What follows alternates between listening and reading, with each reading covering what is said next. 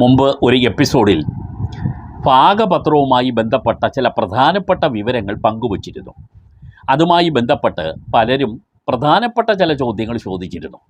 ആ ചോദ്യങ്ങൾക്കുള്ള ഉത്തരവും പൊതുവായി എല്ലാവരും അറിഞ്ഞിരിക്കേണ്ട ചില കാര്യങ്ങളുടെ സംശയ നിവൃത്തിയുമാണ് ഇന്നത്തെ എപ്പിസോഡിൽ.